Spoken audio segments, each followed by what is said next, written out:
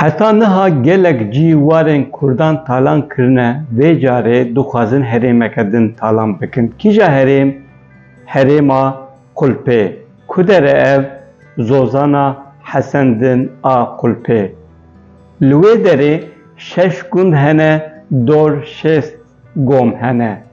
Çend roj berê yanî vê heftê Kaymakamî li gel moxtarên van gundan civînek çêkiriye û ragihandiye ku kompanyekî madenê dixwaze li vê derê madenê çêbike. Dema çêkê wê çi be? Wê herêm zerareke gelek mezin bimîne. Wê herêm bê însan, bê heywan bimîne. Li vê derê kîjan gund hene? Çend gund hene? Yên sereke, nêrçike, şênase, dimilyane, hêlîne, beyroke û yên din. Gundên wê derê naxwazin kompanya madenê were wê derê, ji bo vê yekê çend roj berê yani 2-3 roj berê bi sedan kesan li wê derê me şekildar xist. Me şekildar xist û hem ji muxtaran, hem ji kaymakam, hem ji saziyên sivîl û hem ji şaredariyan xwestin ku maden neyê vê derê.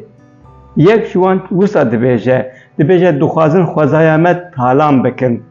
Dema maden were vê derê dibêje wê ava me bi jehrî bibe û em ê nikaribin li vê derê bijîn, sewalên me wê nikaribin li vê derê bijîn.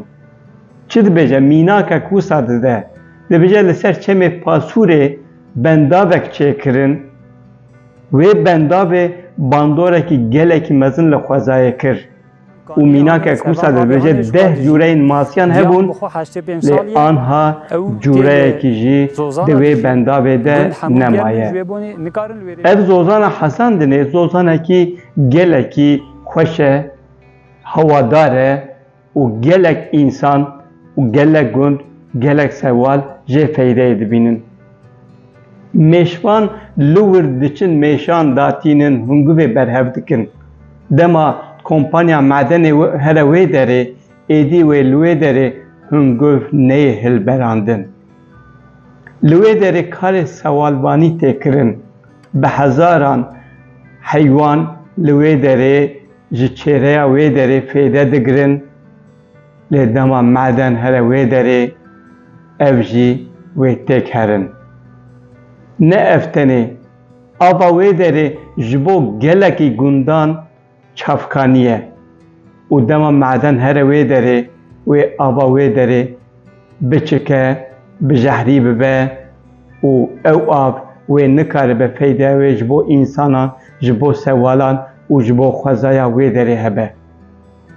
Xanimek ji wê derê radibe dibêje em tên vê derê havînan, tên vê zozanê ji wê feyde digirin. Lê dema maden were wê ev zozan jî têk herin. Bi kurt û kurtahî Zozana Hesendinê ê gundiyên wê derê ye. Rayedar divê wê derê têk nebin. Gelek ciyên din ên Kurdan têk çûn, herêm têk çûn. Vê carê bila Hesendin jî têk neçe û herkes çi ji dest hat bila bêkirin. Madenê çi kiriye anha? Bi kurtahî hatiye sondaj lêxistiye, numûne girtiye û ji bo lêkolînê biriye. Hê gavek nehatiye avêtin, lê gundî dibêjin pêşî vê yekê bigirin, ê berî ku tiştekî bibe, berî ku gav bê avêtin, berî ku ev der talan bibe, bila pêşî lê bêgirtin û bila maden neyê vê derê.